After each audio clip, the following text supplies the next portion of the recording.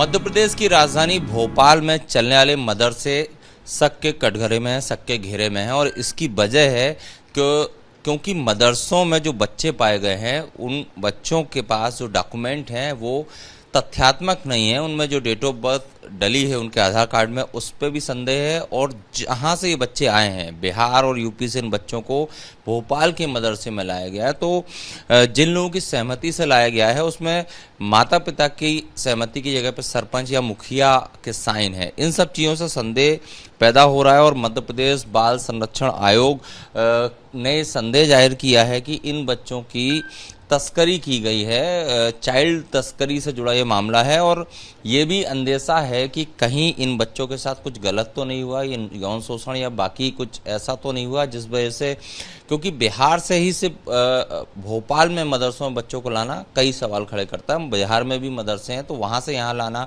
और सबसे बड़ी बात यह है कि जिन दो मदरसों पर सवाल खड़े हो रहे हैं उसमें उनका पंजीयन भी नहीं है। मैं कुछ डॉक्यूमेंट दिखाना चाहूँगा जो हमें जानकारी हाथ लगी है उसके हिसाब से। ये मदरसे जो बाणगंगा में जो मदरसा है उसमें जो बच्चे पाए गए बाल आयोग को, CWC को, उसमें देखिए सरपंच के सहमति से बच्चे को भोपाल भेजा गया है। इसके अलावा दूसरा देखेंगे, इसमें भी सरपंच की सहमति से भेजा गया है। और देखेंगे सरपंच की सहमति से बच्चे को भेजा गया है। तो इसी को लेकर संदेह हो रहा है और पुलिस अब मामले की जांच कर रही है कि आखिर पेरेंट्स की अगर सरपंच या मुखिया के साइन के साथ इनको क्यों भेजा जा रहा है। दूसरा जो संदेह पैदा करने वाले डॉक्यूमेंट सामने आए हैं उसमें ये कि जो बच्चे इन मदरसों में थे उनमें से अधिकांश बच्चों की डेट ऑफ बर्थ 1 तारीख दिखाई गई है। यहाँ पर आप देखेंगे ये एक नाबालिग बच्चा है, इसकी डेट ऑफ बर्थ 1/1/2011 है। एक दूसरा मोहम्मद अमजद है, इसकी डेट ऑफ बर्थ 1/1/2011 है। इस तरह से तमाम जो डॉक्यूमेंट हैं इन सब में आप देखिए अधिकांश जो बच्चे हैं उनकी डेट ऑफ बर्थ 1 जुलाई या 1 जनवरी रखी गई है। और इन सब पहलुओं को जांच करने के बाद जो बाल आयोग के सदस्य हैं चौहान साहब, हम उनसे बात करेंगे क्योंकि इन्होंने उन मदरसों में जाके वहाँ पर बच्चों से भी बात की, उन मदरसों के हालात भी देखे। ब्रजेश चौहान जी ये सदस्य हैं, इनसे पूछेंगे सर आपको कैसे इनपुट मिला कि जो बाणगंगा में जो मदरसा चल रहा था उसमें कुछ गड़बड़ है। हाल में ही कुछ दिनों पहले बिहार से लगभग 15 बच्चे आरपीएफ ने बैरागढ़ स्टेशन पर चाइल्ड लाइन के साथ रेस्क्यू किए थे और उन बच्चों को हमने अभी शेल्टर होम में रखाया है। और जब हमें ये पता चला बच्चों से बात करने पे कि ये बच्चे बाणगंगा स्थित एक मदरसे में लाए जा रहे थे, ये जानकारी मिलने के बाद बाल आयोग की टीम ने और बाल कल्याणी समिति के और पुलिस के साथ मिलकर हमने बाणगंगा स्थित 2 मदरसों का निरीक्षण किया। एक मदरसा था अरबिया दारुल फलाह और दूसरा था राहुल कुरहान।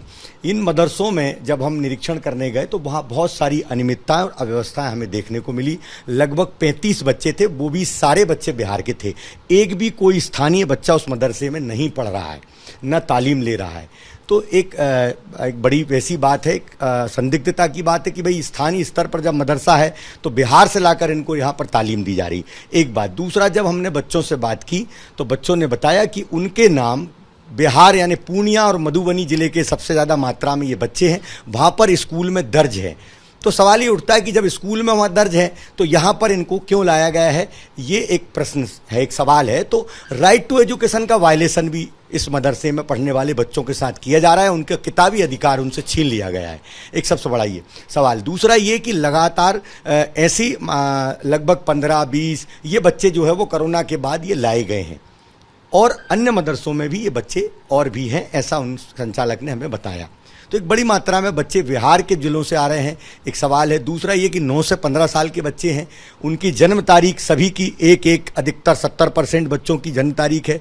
दूसरा, जब बच्चे लाए जाते हैं तो माता पिता का कंसेंट लिया जाता है, तो उसमें भी लगातार दस्तावेजों में हमें मुखिया ग्राम प्रधान के हस्ताक्षर सहित सहमति पत्र मिले हैं जो कि एक संशय पैदा करते हैं।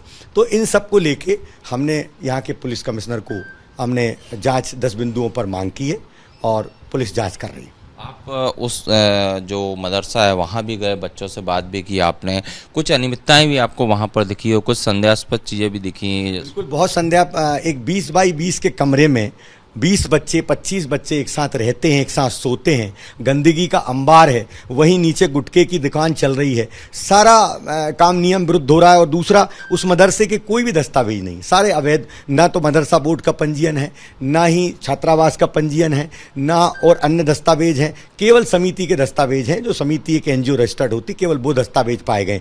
जिन मदरसे में जो 20/20 की जगह में मदरसा चलाया जा रहा है, उसकी प्रॉपर्टी के कागज भी कोई नहीं है, वो भी अवैध रूप से किसी की दान दी हुई है और उसको दान पत्र दिया गया है। तो ये सारे अवैध दस्तावेज जब मिले हमको और ये सब सारी स्थितियां मिली, निश्चित तौर पर ये बच्चे एक बड़ा नेक्सस भी हो सकता है, कोई इसका क्या उद्देश्य है, ये सब आशंका है हमको।